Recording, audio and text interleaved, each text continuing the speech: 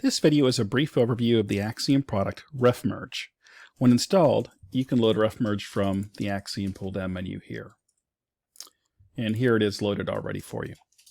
RefMerge is used to merge in any or all references that are attached to each of your sheets.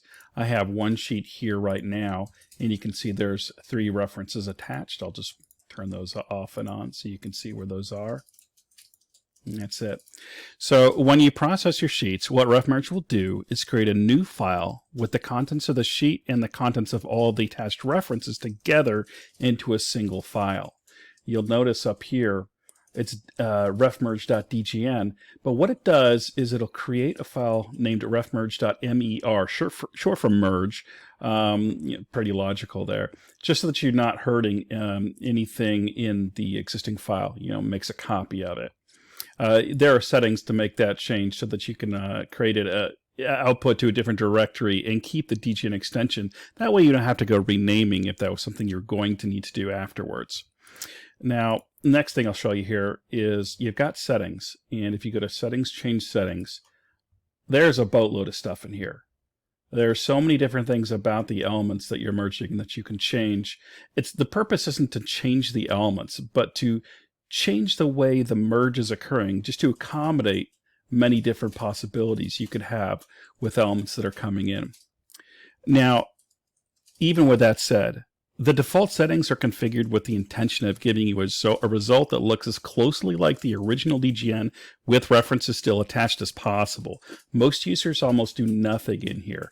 The only things they ever seem to change are the output file directory, so they could choose a different location, and the output file extension, so they can not make it MER like I mentioned before, it'll be DGN.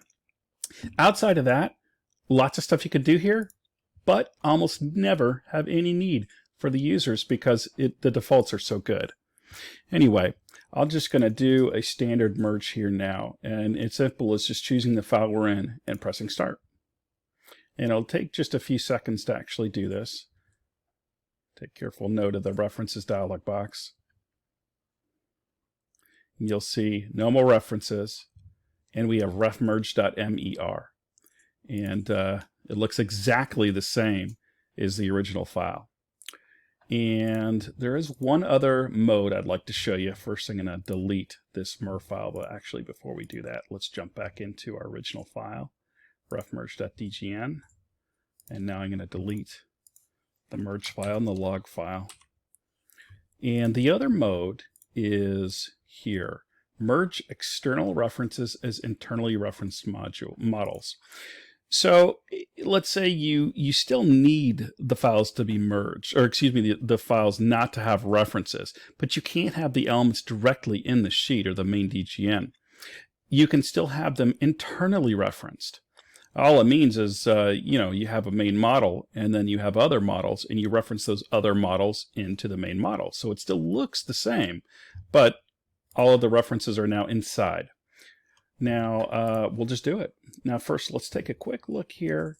It shows we're having ref1.dgn's default model, ref2.dgn default model, clip1.dgn default model.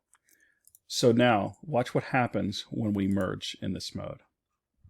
Again, I'll just take just a few seconds to get it through.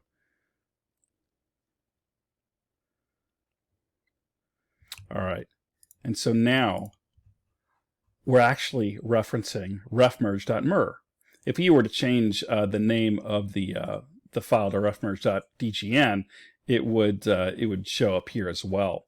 And you'll notice the model name ref1, ref2, and clip. And that way you can identify which references these were prior to the merging. And that's about it for RefMerge. Thanks for watching.